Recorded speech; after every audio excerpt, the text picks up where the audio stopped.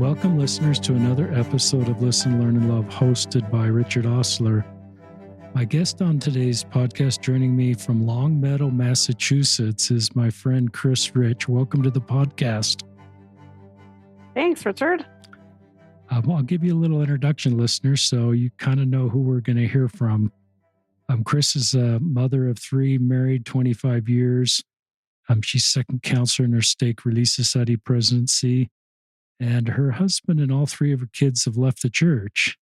And that's very different than she thought her life would be when they first got married. And so Chris is willing to share her story and the things she's learned, and sort of going from a worst case, this is like my worst nightmare that I ever thought would happen, to finding peace and hope and a beautiful family that's united. And this isn't theoretical for Chris, sort of like, this is her story. And if you are walking this road and maybe new to it, or a little further along, our prayers, this will help you. Chris has been on this road for a while. We'll link to her podcast she started. We'll link to her website as a life coach so that you can connect more with her work. But I've read her outline. Listeners, what I try to do is have my podcast guests send me an outline, and I usually read it about an hour before the podcast, because we do so many. I kind of zero in on each podcast about a few hours before it's ready to start. And just so deeply moved reading her outline and her the things that she's learned and the things she's willing to share. And I'm kind of get excited to hear this also. Is that okay for an introduction? And do you have other things to add, Chris? That's fantastic. I think you covered it. And Longmeadow, Massachusetts is near Springfield. It's south of Springfield, Massachusetts, on the west side of Massachusetts. And Chris lives there and knows that area well. But professionally, I've been to that city of Springfield maybe 40 times for work, and have grown up and just love that part of the world. And you're the first guest from that part of the world. Chris and her husband grew up in Salt Lake City. For those of you that are familiar with the high schools there, they're both Olympus grads. That's a rivalry high school to us. So we always used to compete against Olympus High School, and I'm grateful for that wonderful high school and all the good there. So with that, I'll get you started to share your story, Chris. Awesome. Thank you. Well, first, I just want to start off by saying what an honor it is to be here, Richard. And I really am excited to share this story with you today. So, I just want to start off by saying that my life looks very, very different than I ever thought it would. And I want to kind of start at the beginning. My husband and I both grew up leading very parallel lives. So we both grew up in Salt Lake City, and we were both born into multi-generational families that had been in the church for many generations, and families that just went to church. That's what they did every Sunday. And so that's what was expected of us, that we would go to church. And also, all of our friends were there. So it was a very social experience for us. So I don't think either of us really went because we loved church. It was just, that's what was expected of us. And we both grew up doing all the things. We, getting baptized at 8, going through the youth programs. I earned my Young Women Medallion. He is an Eagle Scout. We both went to institute and seminary, and we both served missions. And I served my mission in Taiwan, Taichung. And when I got out on my mission, I had several experiences that really helped me to find my own testimony. And I feel like I experienced a considerable shift where I went from feeling like I had to keep the commandments, or it was something I was supposed to do, to feeling like I am choosing this. I want to keep the commandments. I want to be on my mission and to share the gospel with people. And that was a big shift. And I recognize I wanted to keep the commandments because they kept me safe. There's a lot of things I didn't have to deal with because I kept the commandments. And also that just the peace that the gospel brought into my life. And so I'd say, like, when I was on my mission, I really became all in. And I just, that's where I feel like I really, my faith in Jesus Christ really became my anchor and brought me so much joy. And so since that point, I feel like I have just loved all things churchy.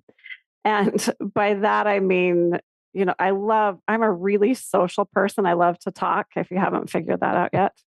This is a good platform And for you. I love all the opportunities to be social and to get together and to talk to people. And we've lived in a bunch of different wards across the country. And every time I've just loved my ward family.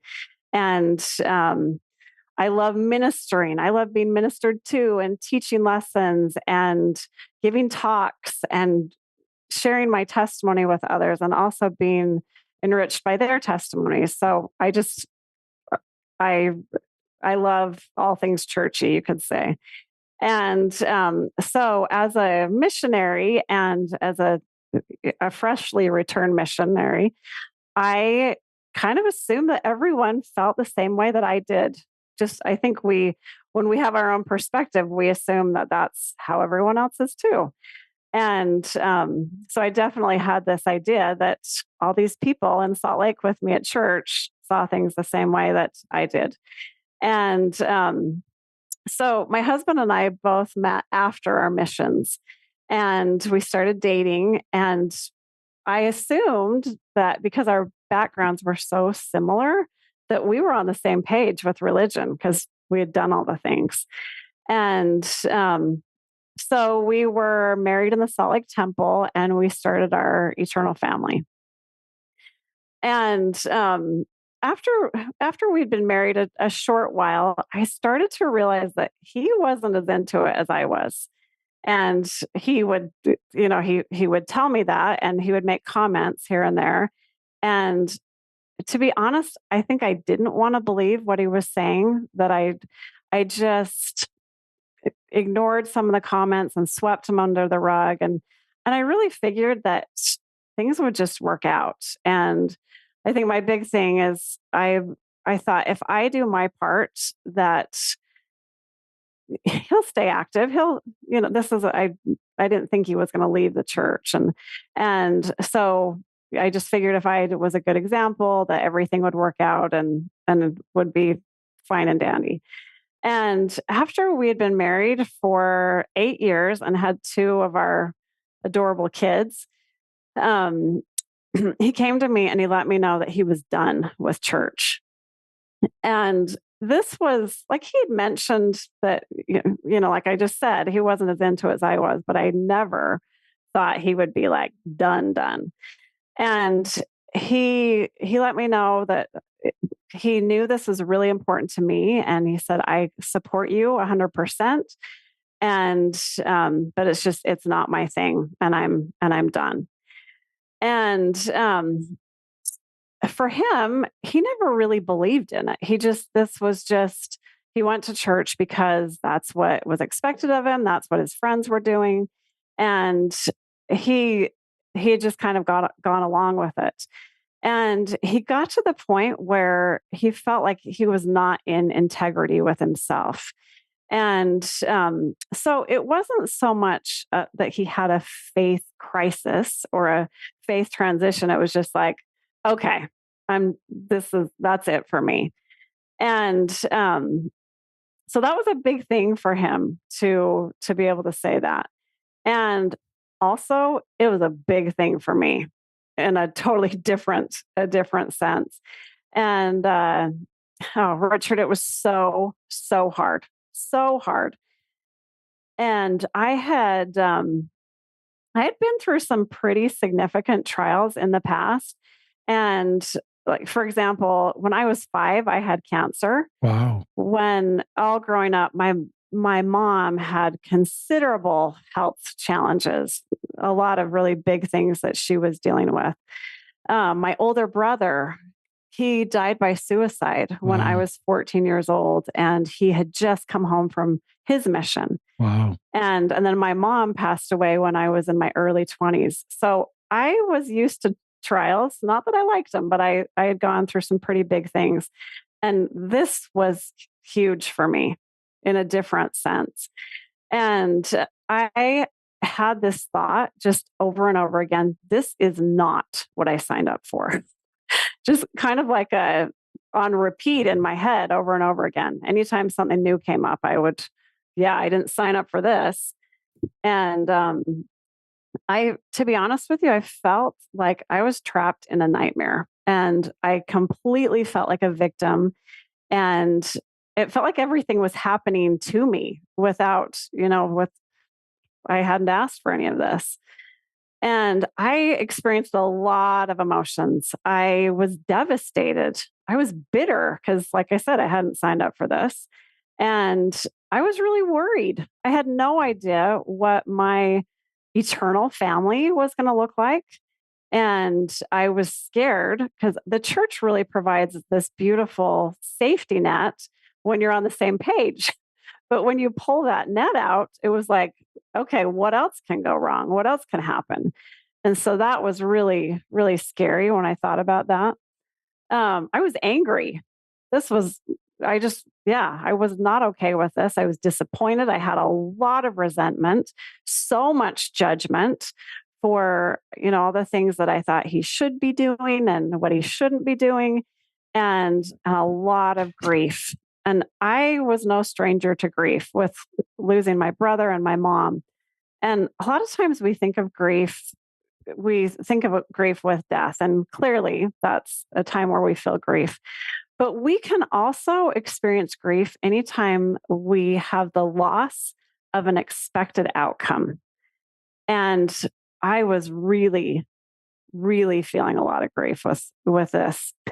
And it's interesting. We learn so many great things going to school and at church, but no one ever teaches us what to do with our emotions. And but we all, they feel terrible, or negative emotions. I don't even like to call them negative, but some of these emotions, they don't feel good. And all of us have figured out some ways that we don't have to feel them. And so for me, one of the things I did is I avoided my emotions. And so what that looked like for me is I got really, really busy.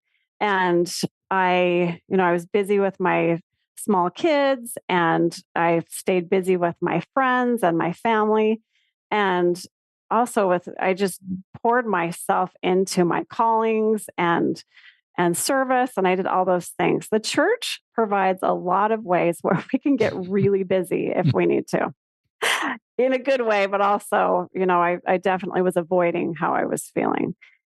And so I just ran. I ran from those emotions. And another thing I did is I resisted them. And I had this kind of fake it till you make it mentality. And a lot of times I would pretend that everything was okay, but it wasn't. I was really dealing with some hard things. And also, I reacted to my emotions. Lots of crying. I went through lots and lots of tissue in a good couple of year span. And I would make passive aggressive comments to my husband. I would blame him. I would jump to conclusions, and anything that happened, I just automatically thought of the worst case scenario. And or other times I would just shut down and I just wouldn't talk, and I was just done, and I wouldn't share how I felt. And I definitely was not showing up as my best self. And so much of this is I really thought that the only way that I could be happy is if my husband came back to church. And I'm a pretty happy person. It's easy for me to be happy. But this was really, really hard. And so that was and so I figured, okay, if I want to be happy, then I need to fix him. And so I tried to fix him. I controlled him. I would say my prayers, and I would just beg Heavenly Father to soften his heart and to take this trial away. And so lots of just pleading and prayer, also pleading with my husband and begging him. I would talks and quotes with him. If I was listening to general conference, I made sure that it was loud enough that even though he wasn't in the room, that he was going to hear it, because something had to change so I could be happy. And I took him on plenty of guilt trips along with that. And I spent years doing this, and it was exhausting. Physically, mentally, emotionally, spiritually, I was just exhausted. And I've come to learn that there are two kinds of pain. And the first kind of pain I call clean pain. So clean pain and dirty pain. And clean pain is cleansing, just like the title. And I kind of think of it as the moving sidewalk at the airport. Yeah. So it gets you from point A to point B. And along the way, we learn all these lessons, and we grow and we become better. We allow the atonement into our lives to help to heal us. And it can be a beautiful experience where you can connect with your loved ones, and you can connect with God in this space. And that was not that was not what it looked like for me. So that's door number one, is this clean pain. Door number two is what I call dirty pain. And that is the kind of pain, I think of it like a hamster wheel, where you are literally just spinning and spinning in all these emotions that feel terrible. So I was, like I would blame my husband. I had a lot of resentment, bitterness, a lot of entitlement. Like, I have done all the things. This shouldn't be happening to me. What's wrong with my life? Wanting to, sometimes we look for revenge, or, we just don't show up as our best selves. And as you're in this hamster wheel, you stay stuck. You don't go anywhere, and you don't work through any of those emotions. And that is what I was doing for a long time.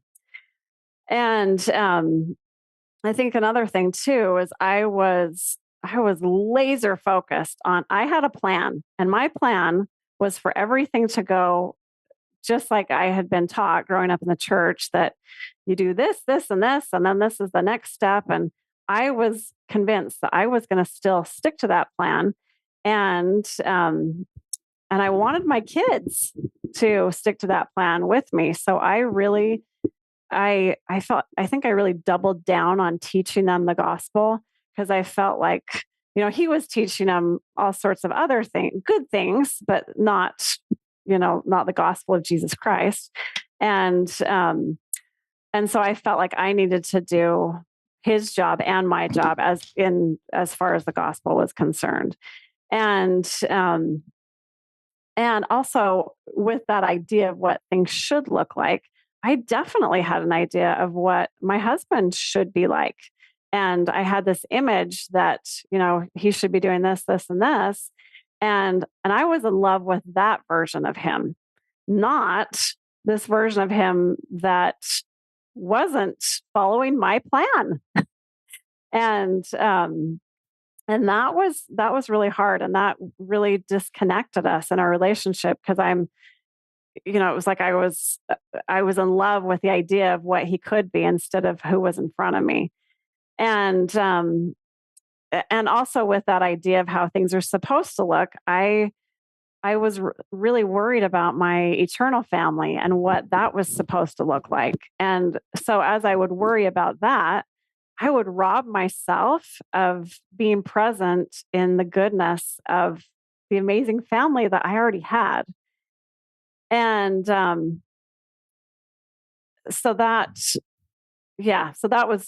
were some of the big things that were going on for me. Do you want me to take a breath? Do you have any questions for me? No, this is great. I'm writing down lots of really powerful insights. Keep sharing. Okay.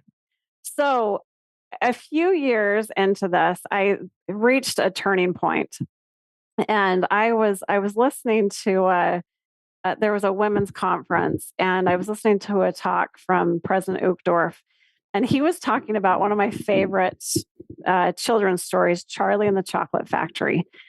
And for anyone that's not familiar with that story, go read it or watch the movie. But so Willy Wonka is this amazing chocolatier, and he has this chocolate factory, and he decides to have a contest. And he put 5 golden tickets in chocolate bars throughout the entire world. And whoever found these 5 tickets would get this amazing prize. So people all over the world were going bonkers just trying to find these golden tickets, and they were buying them up in bulk. They'd buy as many as they could, and they would open up the candy bar and no golden ticket. So it's just like, toss that chocolate aside. There's no golden ticket here. And President Uchtdorf talked about how a lot of times we have a very righteous desire, something that we really want, and that's our golden ticket. And we get so focused on trying to find that golden ticket that we miss out on this chocolate that no golden ticket, but hey, chocolate's chocolate. And I don't know about you, but I'm a big fan of chocolate. And so he talked about how we want to be, when we have these golden tickets that we're looking for, that we also want to enjoy the chocolate. And Richard, I really feel like it was like my heavenly parents, in a very loving way, smacked me over the head and just said, Chris Rich, we get it. We've heard your prayer. We love your husband as much as you do. Wow. And you need to stop begging and pleading and focusing on that, because there is so much good in your life that you are missing out on. Wow. And it gives me goosebumps when I share that with you, because I call it my chocolate switch, that when I started focusing on all the good, it made a huge difference in my life. Nothing changed. My husband didn't come back to church or any of that. But as I was able to focus on the good that was in my life, then I feel like when that chocolate switch turned on, I feel like I was able to slow down on that hamster wheel of dirty pain. And that was a significant thing for me.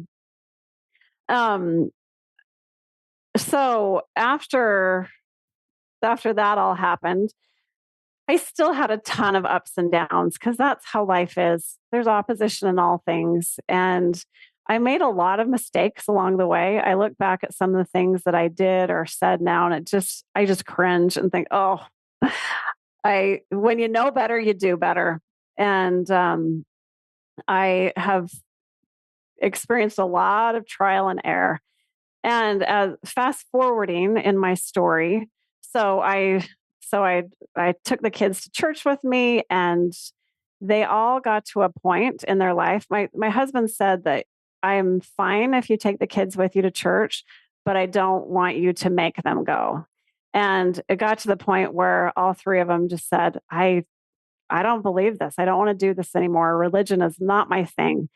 And so I had 3 more chances to figure out how I wanted to respond when a loved one left the church. And I wish I could say that I have it totally figured out now. I've made a lot of progress, but I'm still a human. Don't have it. I'm not perfect. So I was thinking about some of the things that have really helped. Definitely relying on my heavenly parents through prayer and scripture study, going to the temple, all those things, that has definitely been an anchor for me. There have been just beautiful little scriptures that have spoken peace to my soul, or maybe a line of a hymn that was just exactly, like a little care package, right, for me from my heavenly parents.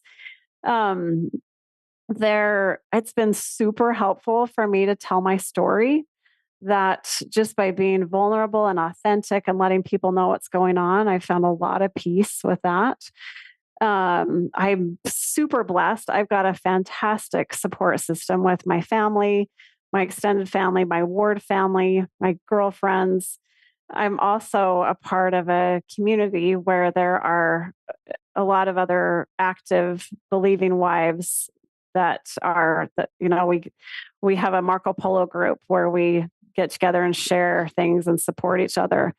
Um, and so that's been nice to have that support system.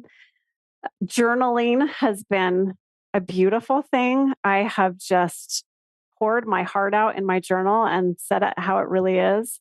And it's cool to look back and be like, wow, you have made so much progress. And that's a beautiful thing to be able to look back at that. Um, Therapy, thank goodness. I'm so thankful for my therapist that's helped me with going through some of these hard things. And coaching has been a beautiful thing. I kind of think of, so I had all these good things already, and I feel like coaching was kind of like a little, like a bow to tie all those good things together to just give me so much help.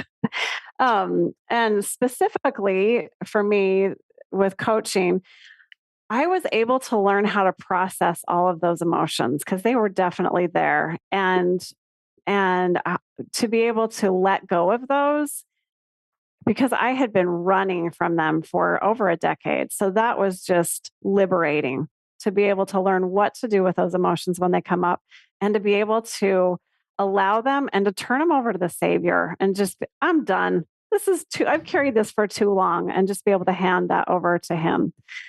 Um, and and I learned this beautiful truth that I don't have to wait for anything to happen for me to be happy, because I don't know.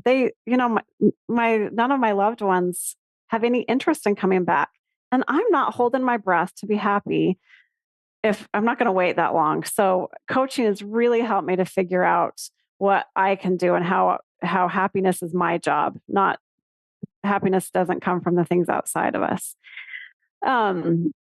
Also, another thing that I've really learned through coaching is to focus my efforts on what is in my control instead of making myself miserable and wasting my time trying to fix all the things and people that are out of my control. Because that's just not something that we spend so much of our time trying to do that. And coaching really helped me to figure out what is in my power. And I think one of the big things, I got to take a sip for a second here. I think one of the big things for me was to really get clear on what is my role. I think as a wife, I felt like I needed to bring my husband back, that it was my job to get him to come back with me. And then as a mom, I was doing everything I could to prevent my kids from leaving. And I kept trying to make the perfect spiritual experiences and sending them to EFY or this camp, or just trying to curate the perfect experiences for them. And that was exhausting because I felt like I thought that was my job to save them. But the Savior let me know over the years that that's not my job. That's His job. And my job as a mom is to teach them and to protect them, to support them, to connect with them, and most importantly is to love them. And when I was able to let that go and stay in my own lane, let the Savior do His job and let me do my job, it was just like a big weight off my shoulders.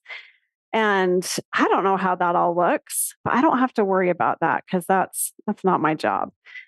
And the Savior invites us to come unto Him, but He does not ask us to drag others kicking and screaming unto Him. And that was something that the Spirit really taught me, that I'm not asking you to drag them. You got to give them free agency as a gift, and you need to let them have that too, as hard as that is sometimes.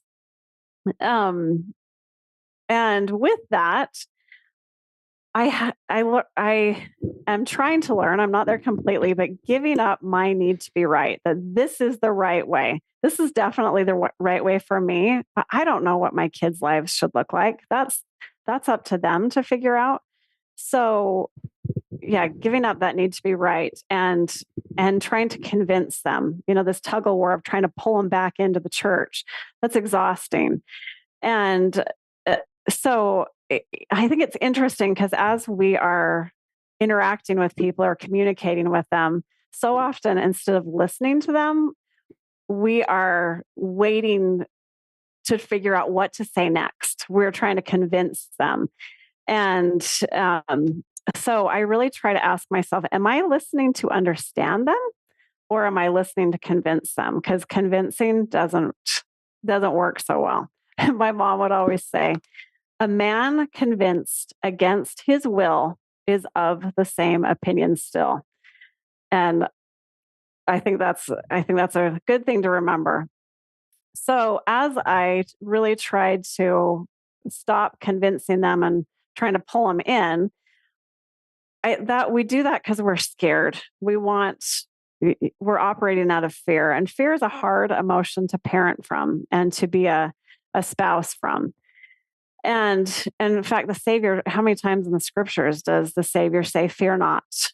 And I think some other emotions that I've found that have served me so much better are curiosity or being fascinated.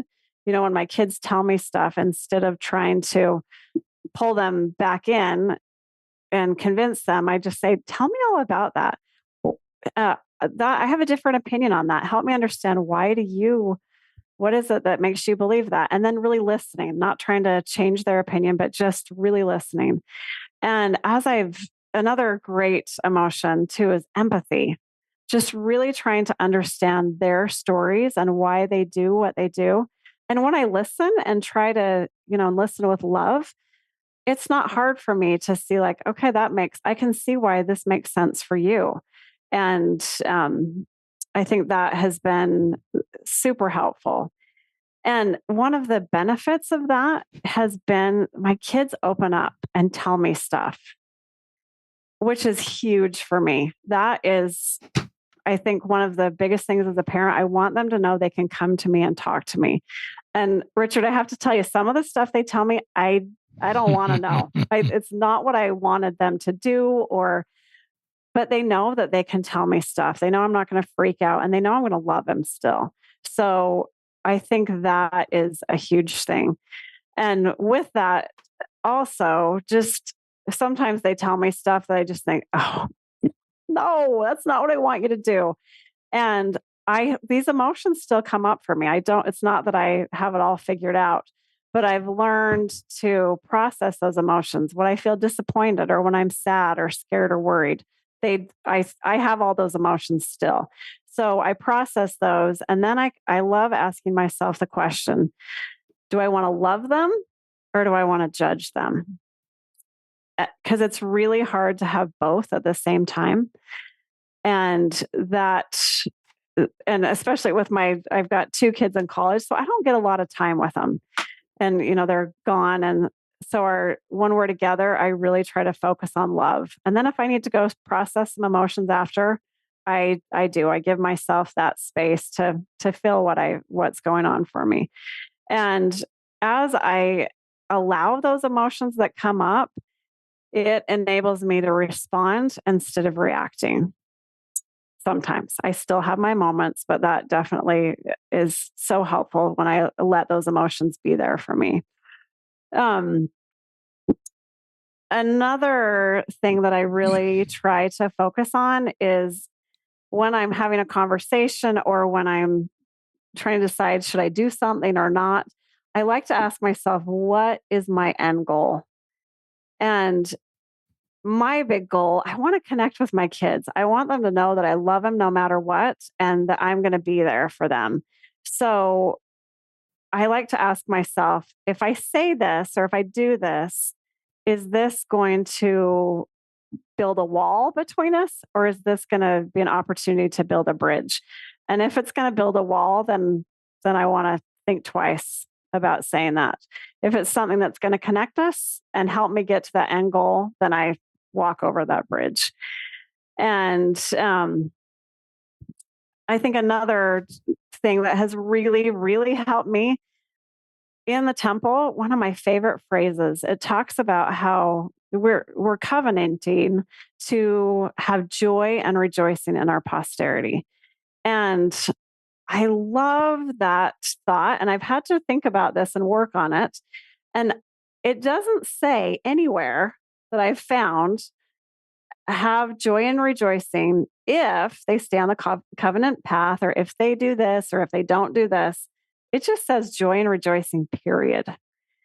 And I think about that often, that, and my kids, my husband, they are amazing people that bring me a lot of joy.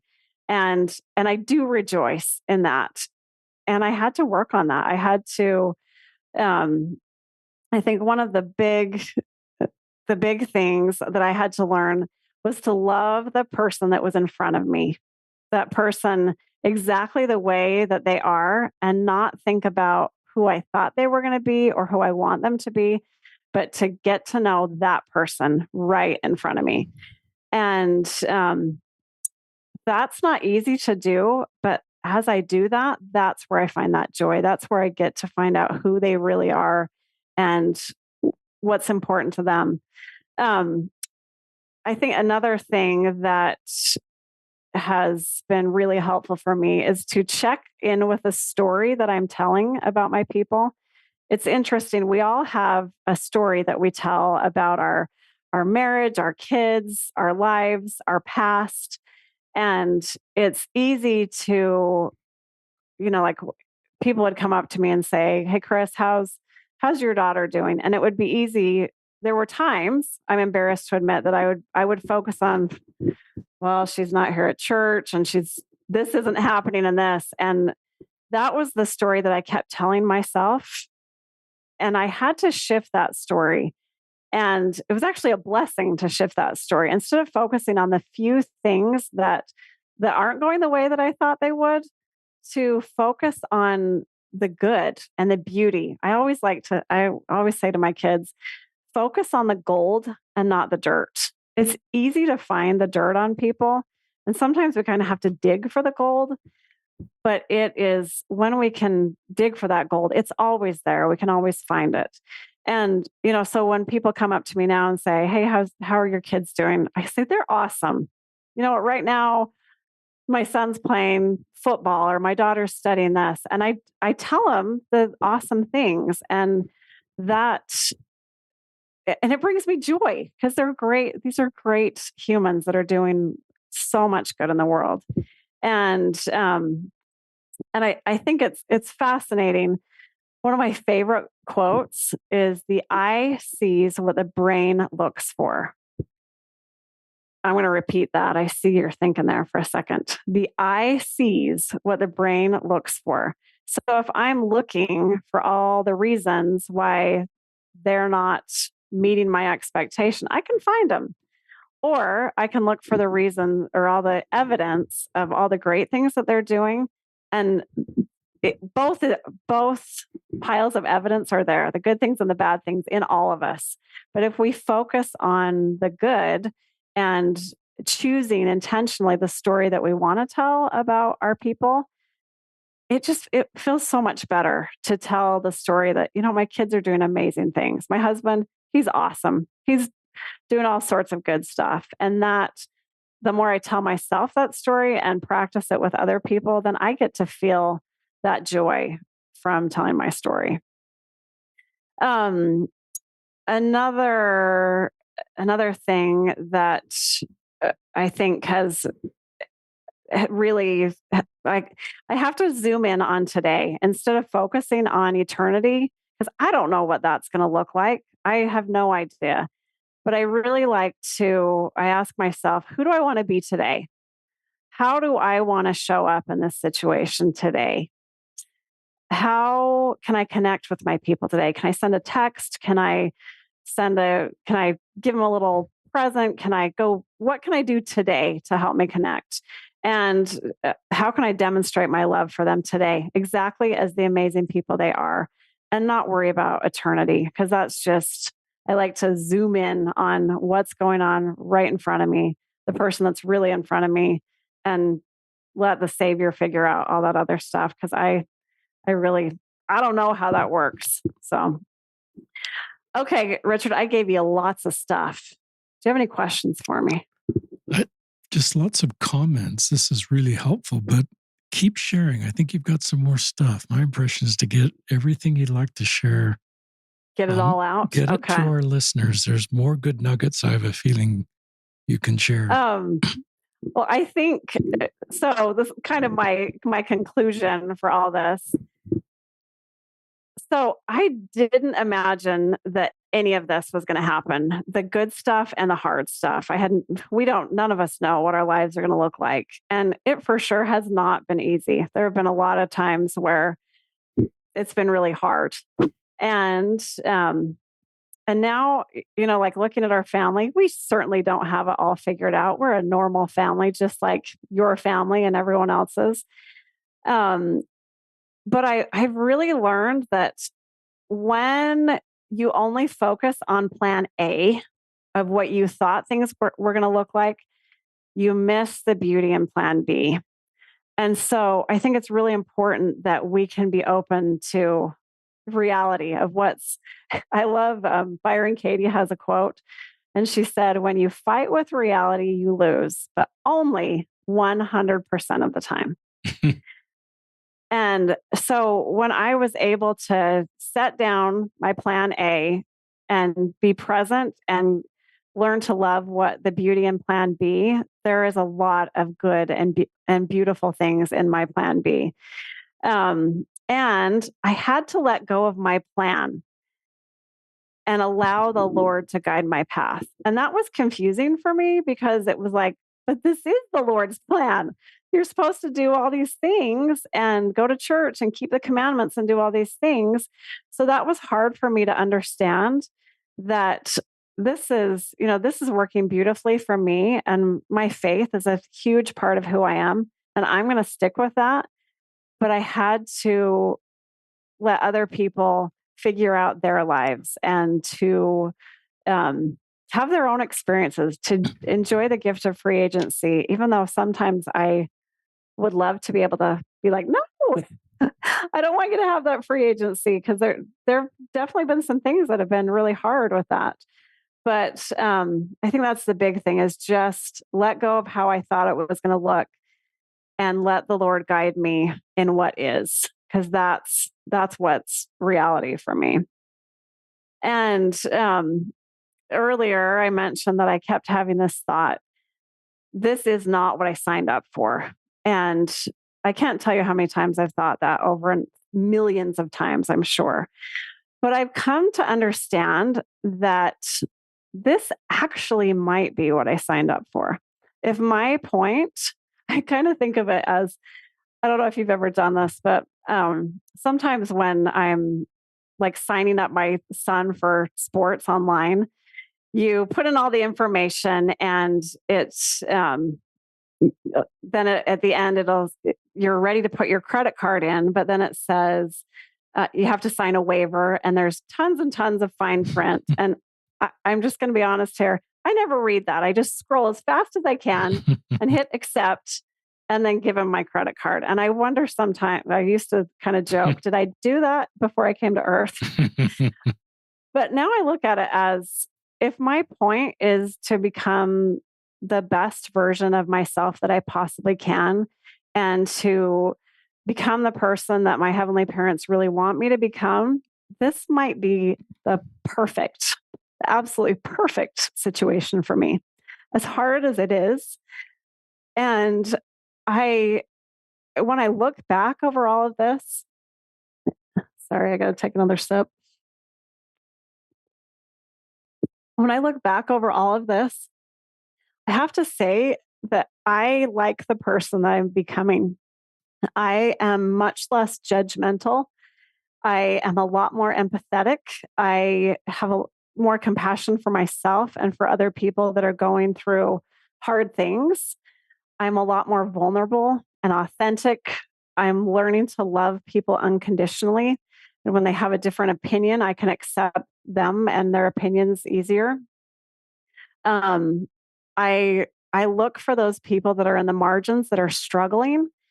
I am accepting of I'm a lot more accepting and loving than I was. I'm not nearly as black and white. I've had to learn to live in that gray area where things don't look how I thought they were. And when I look back at all of that, I am becoming a lot more Christ-like than I was. And I know I have a long way to go. I certainly don't have it all figured out, but I am looking back, I'm thankful that I am the person I am today, and I'm proud of that person. I love this person that has gone through this journey with these amazing people.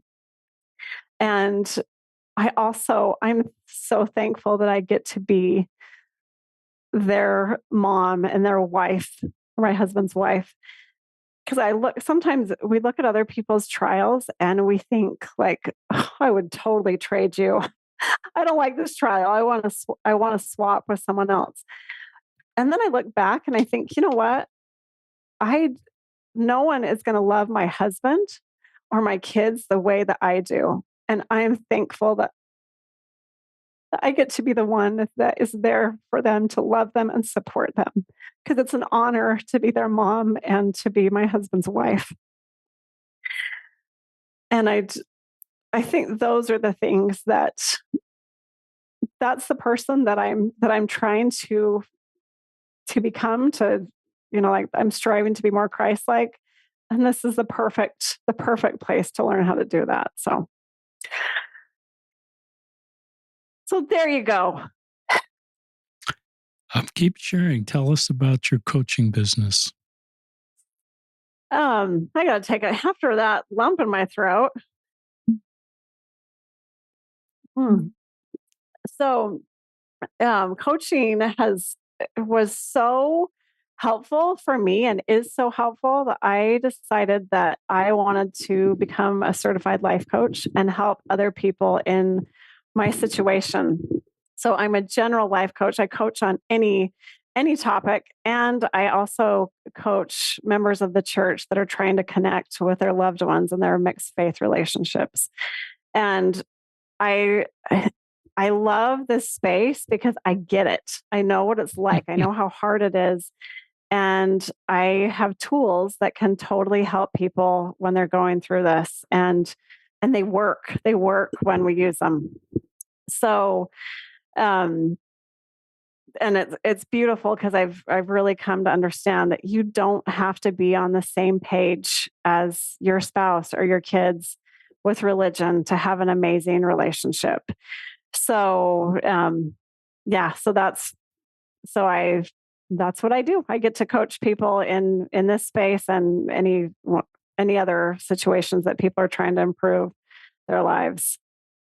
Tell us your website and the name of your podcast. So my website is Chris Rich Coaching, all one word, and my podcast is the Mixed Faith Relationship Podcast. And it's fun. I have a lot of friends that listen that they're not religious, and it's great because these tools work in any relationship. So yes, I do use examples from mixed faith relationships, but you can apply these same tools to any area of your life. So that's and also, I put out every Friday, I send out a Mixed Faith Friday email that has just a quick little nugget of goodness to help you, just a little tool to help you in your mixed faith relationships. So you can find that if you go to my website. If you go to my website right now, there is a 10 quick tips to connect with your loved one. And just quick little things that you can do to help you connect. Because I think that's our goal, is just wanting to connect with our people. So, yeah. And listeners, you may think of Chris and you may put a K in your brain, but don't. It's CRIS. CHRIS. ChrisRichCoaching.com. We'll link to that in the show notes. Awesome. But think of CHRIS. You've got something on your notes called extras, and I think you should share all your extras because I think there's some more cool things for you to share with our listeners. I snuck them in. You snuck them in? I gotcha. I went through, at least I think so. Yeah, you did as I'm reading some of them. Yeah. Oh, you know what? Here's a couple little extras. Oh, I did. good. These are bonus. I'll add a pull out a little bit. I Good. mentioned that we want to check in with a story that we're telling ourselves and other people about our loved ones. And we use a lot of language in the church. And I think just as humans that wayward, they're the black sheep, they're apostate. And it creates this very us versus them mentality. And anytime I use those, just like saying those words, if you're saying that my child is wayward, ouch. Just thinking about that, that's not language that I like to use. I like to I like to catch myself when the story that I'm telling is creating a lot of heartache and sadness for me. I want to check in. Is this something that I can look at this with a different perspective? And that's a beautiful area where a coach can really come in and help you and just help you see, like, yeah, every time you say that that thought that you're thinking creates a lot of pain for you. Um, and I also like, this is one of my favorite things, and I'm glad you brought me back because this is an important thing. Um, I like to ask the question, what story is God telling about my spouse or about my kids? Because it's easy for us to think that everything's gone wrong, things aren't going according to plan. But I think if we were to ask our heavenly parents, I don't think they're freaking out about the things that we're freaking out about. I think they understand, like, this is part of the plan. People have free agency, they have journeys. I don't know what that's going to like for my people. If they come back, awesome. If they don't, that's their journey. And I don't think our heavenly parents panic like we do. And they, like, again, how many times has the Savior asked us to fear not and to trust him and to let him do the saving and to do his part? That's not our job. Love that. Uh, It's just a terrific podcast, Chris Rich. Every one of these every one of these that we do, I learned something new. And we've done kind of a series of mixed faith family podcasts. A few that have been released, one that's in the queue right before you. And I just recognize a lot of LDS families are walking this road and need stories. You've been on this road for a while. And Yeah. I think your long view of this space is really helpful for others. These are some of the things I wrote down as first. No one teaches us what to do with our emotions. And then you went through all those emotions. They're on your outline. I could read them, but I thought that was so insightful. And that's why life coaches and therapists and people that have skills in this space are so important. We don't really talk about emotions at church and what to do with them. That's not typically a subject that comes up. But emotions are normal human things that are God given things that are normal for us to feel. And I like the way you normalized everything you were feeling and it would be a normal way to feel that way. I love your saying, earlier in your story, the only way I'm to be happy is if my husband came back to church. And there's stories like that I wrote down Alma the Younger. Um, Yeah. so you didn't say this, but I wondered, if you read those stories, I think if I just do more, I can have an Alma the Younger type experience, and my husband will figuratively see an angel because of my faith and my prayers and my work. And that's always possible, but I think it's better if we just recognize the agency your husband has and you focus on, like you invite us to do things that you could control. Yeah. Because if you believe that's going to happen, then it's all back on you, Chris, that it's just, I need to do more. There's something missing in my formula here for my husband to come back. And so I loved that. And I love the sidewalk versus the hamster. That's gold. No one's ever shared that with me. And clean pain versus dirty pain, and the hamster wheel of just going around and around and recognizing I need a new way. And it may Yeah. take some work to do that, but I need to do that. I may not even know how to get off the hamster wheel, but at least I'm aware I'm on it and I need to get into a different space. And that's really helpful. But you also help people know how to do that. I've And never I heard. think Go ahead. that's an important thing too to recognize. I mean, I still get it. I don't, like I said, I don't have this all figured out, but I still get, something new happens and I recognize. I'll ask myself, is this clean pain that's going to help me move forward or am I just spinning? And sometimes I'm just spinning. It's like, okay, you can spin as long as you want, but when you're ready, you've got the savior there to help you to let this help you. We can either become bitter or better. And I want to become better. Yeah, here's all those emotions: devastated, bitter, worried, scared, angry, disappointed, resentful, judgment, grief. So much grief, and grief with your brother who died by suicide, your mother who died of cancer, but this is a whole different type of grief, and Yeah. potentially it's eternal grief that I've lost my eternal family. So I love that you helped us learn how to find peace, and I think an accurate application of the gospel of Jesus Christ, and we know about loving heavenly parents and a plan of salvation, and a long view of this is you can have peace and all. And I would have, I think it's okay to still have all the hopes you have. They may not be in mortality, but I think you've done a good job of saying, I don't know how this is going to work in eternity. I'm just not, I can't think about that right now or worry about it. My people. I love you calling your family my people. That's very natural for you and just focusing on things you control. I've never heard I think, sorry, I keep interrupting you. What? Go ahead. I love that quote by Henry, I think it's Henry Eyring, how he talks about, he shared a story once where he was talking to an apostle saying, I'm worried that my family members aren't going to make it. So there's going to be empty chairs. We hear that thought. And I don't love that thought either. It's a scary thought.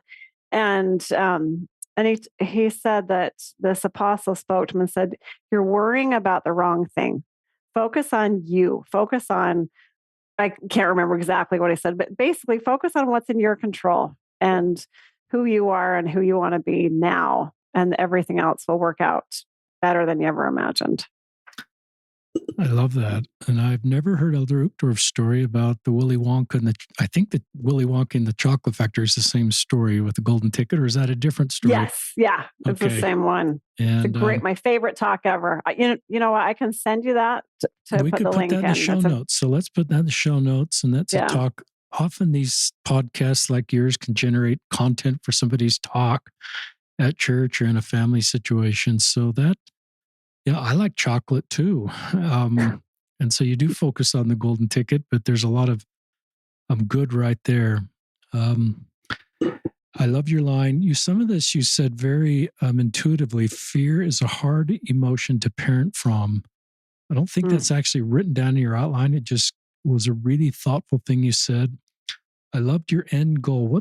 You kind of went to the 30,000 foot level of what's my purpose as a parent, as a mother? What's my goal here? And you went to connection and love and talked about how to do that. That was really helpful. Listeners, it's interesting because you practice what you preach, because before we went live, you told me what your husband does professionally and what your kids do. And it was all full of your love for them and the things that they are doing. And there was no like, oh, I'm really sad about this, it was just like you're walking the talk, because of the way now I get tenderhearted, the way you talked about your husband and who he is and your kids and who they are and how much you love them. And you just talked about the good things they're doing. I love this line, this might be what I signed up for. You have this visual imagery of taking an idea like that is a good concept, but then you took us back to the accept terms of those long screen scrolls that I don't read either. And I just hope I'm not going to get in jail one day. I'll be there with you. But I think we all do that. But I just love that maybe even though,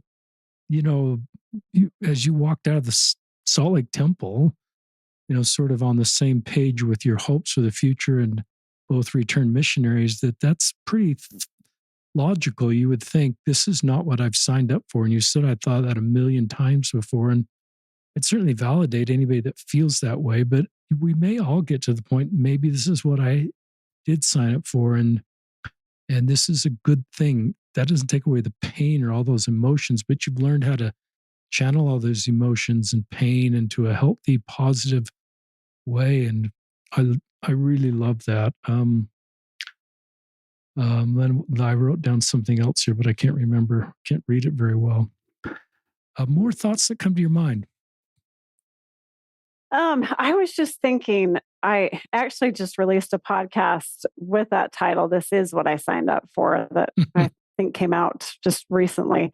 And in there, I was talking about when I love the story of the Jaredites when they are trying to get to the promised land, that they go through all their stuff of getting the light and the air in their boats. And the Lord lets them know pretty clearly that he would provide wind for them.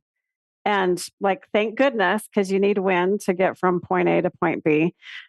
And though, if you look at the terminology that's used, it's words like monstrous waves and tempests, and talks about them being pushed under the water. And he always brings them back up, but there's going to be some significant wind. And I think that um, it's important to, I think it's easy to look at our situations and just think like, why is this happening to me? Why me? I'm doing all the things. I'm doing everything I'm supposed to be doing. And we need to remember that the Lord provides the wind. He is the one that is trying to get us to our promised land where we can be our best selves, to become the best version of ourselves. And sometimes that is going to be pretty windy. And I love that term monstrous waves, because I've had some of those waves, and I'm guessing all of the listeners, we've all had these monstrous waves. And to just be like, okay, this is just, he's helping me get there, because maybe I did sign up for this.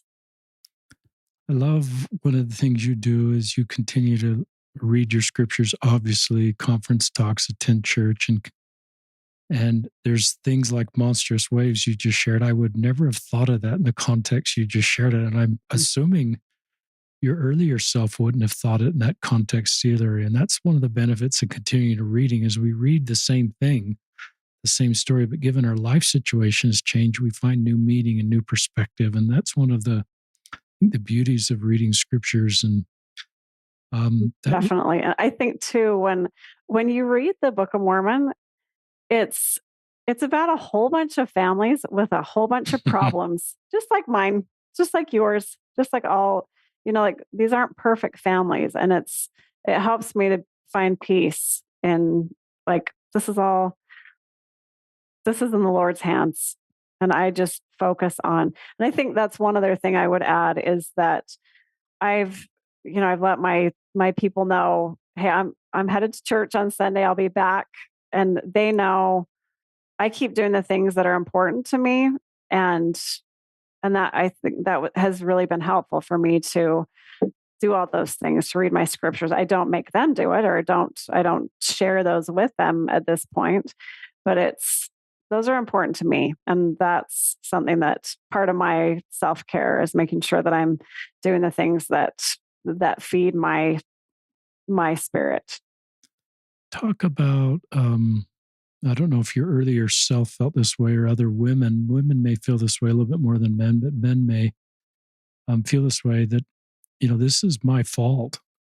If I had done something different at some point in my life or in my work with my kids, or I worked outside the home as a professional woman, or we can go down all these roads and look at another mom with three kids that her husband's active and her kids are active. And so this is me. This is something that I've done wrong. This is God punishing me for something. And it's my fault. I don't know if you went down that road, but I know you would know a thoughtful answer to give to anybody that feels that way.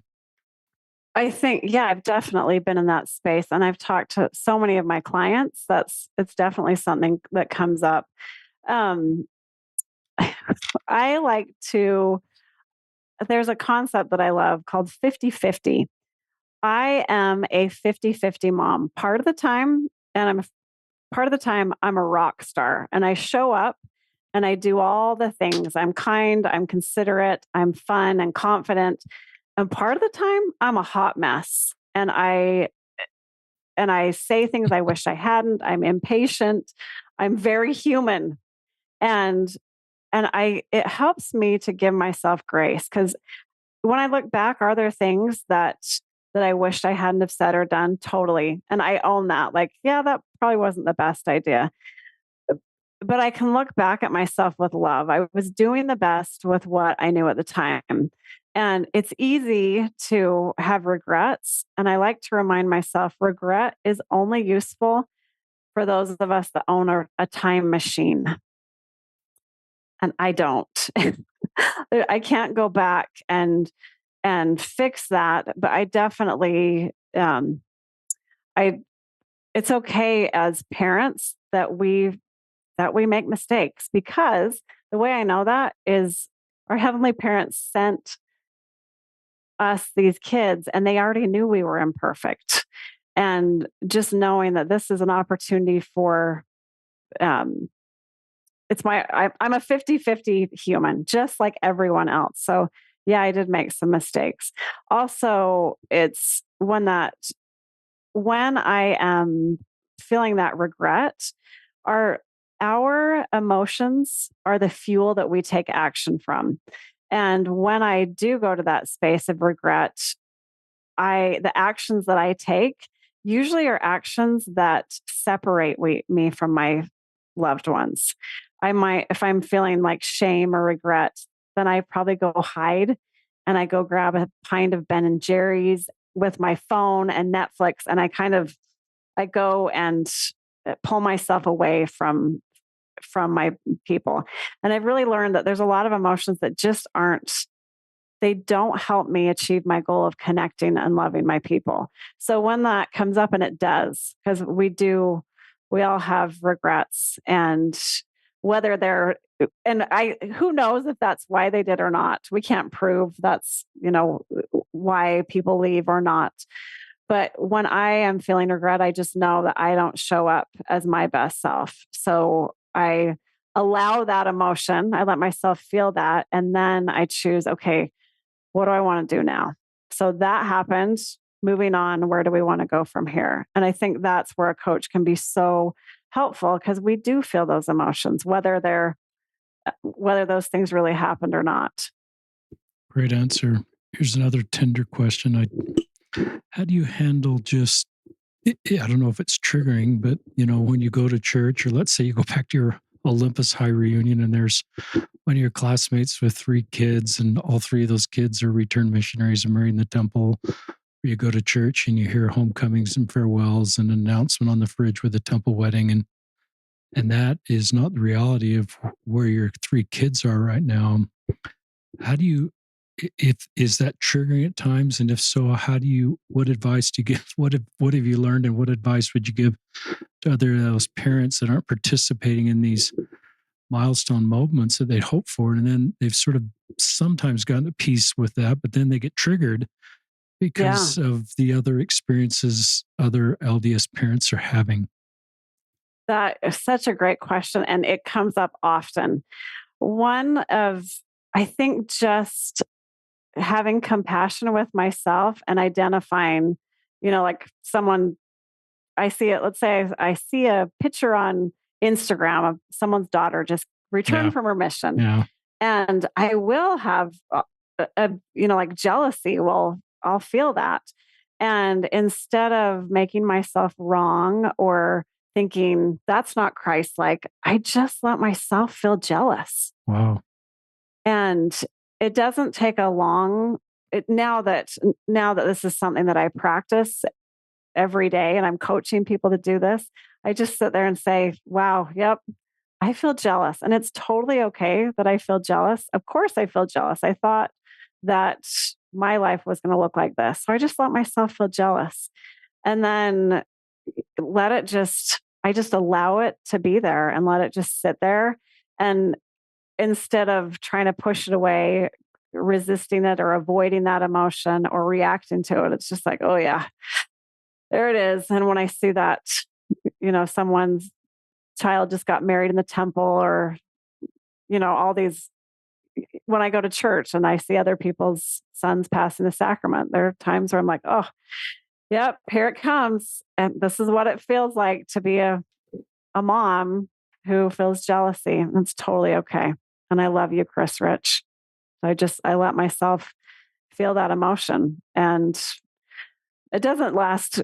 A lot of times it doesn't take all that long. It's just like validating my experience, validating how I feel. And when I allow it, they say on average that an emotion, if we can learn to allow it, takes about 90 seconds to process. Or you can drag it around and run from it for decades. Wow. So that's my answer. Is I let myself be jealous, and whatever emotion comes up for me, I give myself that space.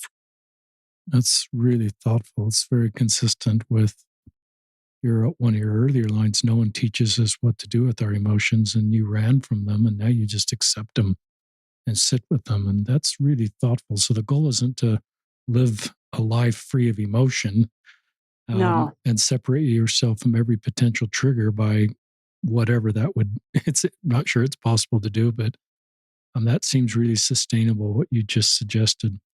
I love this joy and rejoicing in my posterity. No one's really talked about that on the podcast. And I love the way,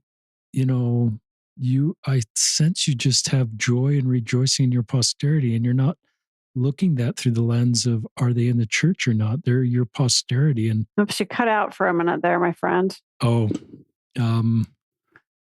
let me just pause. Yeah, I think I've kind of am trying to see that as that's a commandment to find joy in our people. And sometimes it can be hard. Sometimes they're making choices that we don't like. And I think that this is where we need to do the work of figuring out what can I, going back to that idea of looking for the gold instead of the dirt, looking for intentionally going in and trying to find things that can bring us joy. And also, if we keep doing the same things over and over again and it's not working out, figuring out, what can I do to change this? What can I do to create more joy with my child or my spouse? And also being very prayerful about that, fasting about that. If this is a covenant that you've asked me to keep, Heavenly Father, please show me what that looks like, and how can I find more opportunities for joy. Any more things, thoughts, ideas that come to your mind, Chris, that you'd like to share?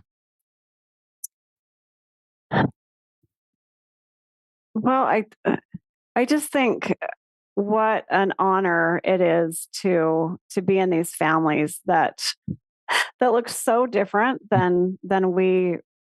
None of us have any idea how things are going to work out, and I'm so thankful for Heavenly Father's plan of sending imperfect people to earth to live together in a group of as an imperfect family, and the things that we can learn and the joy that we can find in that. I think it's, a lot of people have asked, like, Chris, do you ever get to the point where you're not sad anymore? Do you ever stop grieving? And our emotions are something, it's not something like, check, I'm done. I'm done being sad. I'm done grieving. Anytime something new comes up, it's like this new experience. And I think it's when we can focus, like, just let those experiences happen to us, let us have those emotions, and just know that there's joy on the other side of this. When I started this journey years ago, it was so painful and hard, and I just couldn't imagine ever getting to the point where I felt this much joy and happiness. I still have all those other emotions as well, but the all the pleasant, wonderful emotions, joy, compassion, love, I that's available as well. If we are as we look at how we tell our stories, when we rely on our heavenly parents, when we look for the good, all of that is available just like it is to anyone else. It's just a terrific podcast, one of the very best we've ever done.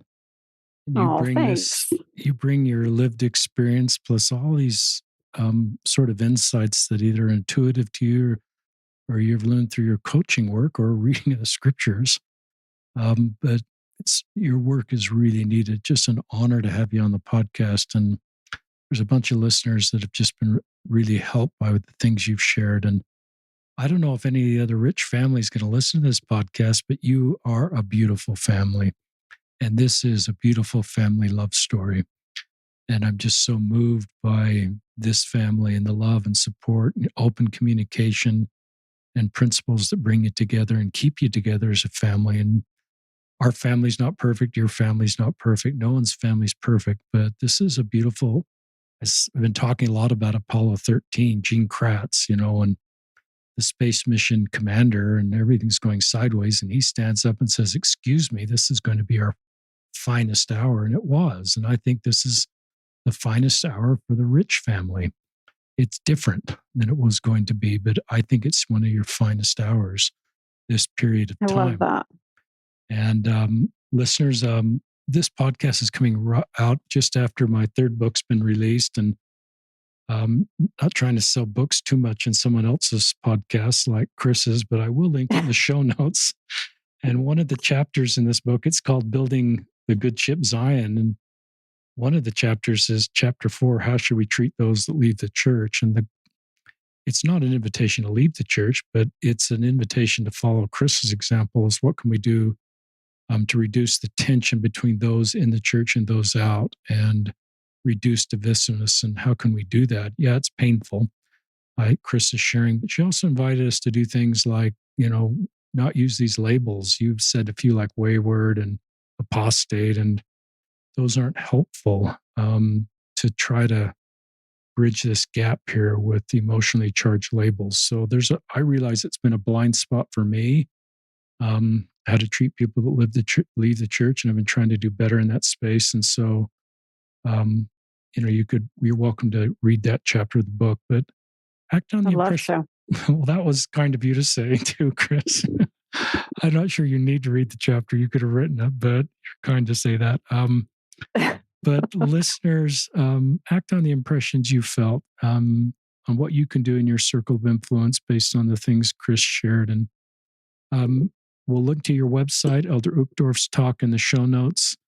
And anything else that comes to your mind before we sign off, Chris? Well, if you are starting this journey, I just want to let you know that there is peace and there's hope. And it's hard. It definitely is hard, but it's going to be hard in any other situation. We weren't sent here to do easy. And I just want you to know that there are resources and people out there that are there to support you and love you through whatever your journey looks like. Well said. Thank you, Chris Rich from Longmeadow, Massachusetts, that beautiful part of Western Massachusetts. And Richard Osler signing off from another episode of Listen, Learn, and Love.